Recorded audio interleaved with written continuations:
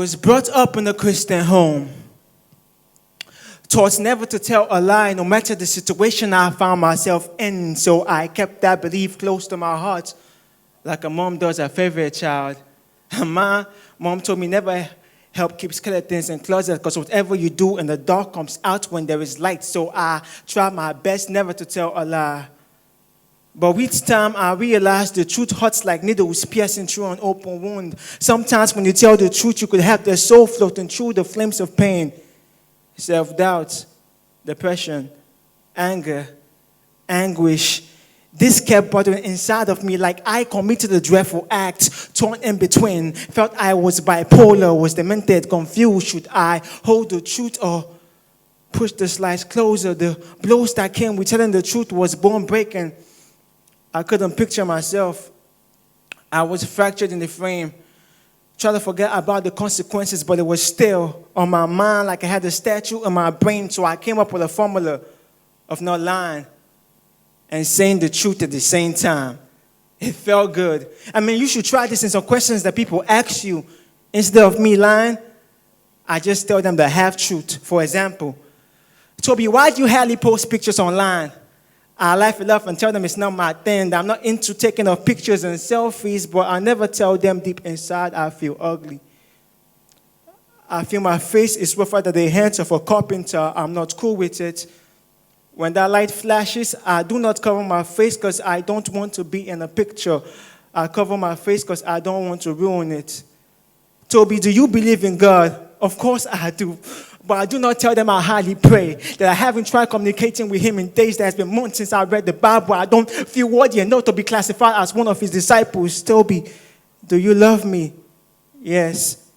But I do not tell her my heart is with someone else. I kept it hidden like a dark secret because I saw the joy in her heart when I told her it was that vivid, like fireworks in the skies at night. If she had looked deep within my eyes, she would have seen the lies hidden beyond the smooth, rather than crafty words I write. Toby, why don't you ever sleep at night?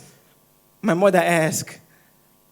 I tell her I'm online, surfing through the net, chatting with friends. Sometimes I stay awake writing poems. But I do not tell her when I close my eyes, I see my dead brother dancing under the rain. But the waters do not wet his skin. Sometimes I pray I never open my eyes, so I do not live the dream. Or the reason why I stay awake writing poems is because I'm heartbroken. The memories of my ex haunt me like a wounded deer, being chased by a hungry tiger. Thought of her is trapped in my mind. It's like my head is made of chains that kept the memories bound to my brain. And writing about her was the only thing that kept me sane. Toby, why don't you just ask her out? I tell them she's my best friend. Plus, I love her like a sister. I do not tell them every minute of the day I really do miss her. When our eyes meet, every bone in my body vibrates. Heart beats a lot faster. When she calls my name, this warmness in my skin, butterflies in my stomach that creates a ripple effect, especially when she's stuck under my skin. Toby, why don't you have too many friends? I say I'm okay with the ones I've got. Plus, I've learned to keep my circle small so I know the enemies within my radius. I'm comfortable for being alone. I do not tell them I have tried, but I'm not the person of the people. I'm so in love with myself to love my neighbors as much, though I feel the urge to communicate. I don't when I try to draw close to this world of darkness that comes in between and blinds my thoughts. I say the worst things to the people I love. It's funny how much hostility comes from being honest.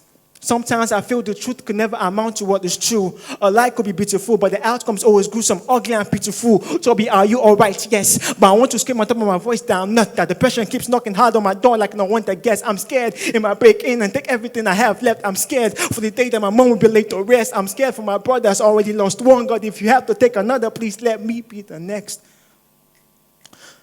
I'm scared I will never find love. It invades me like the sun does the night. Being alone is like being in the dark, but staring at the light is within my reach, but I just can't get a hold.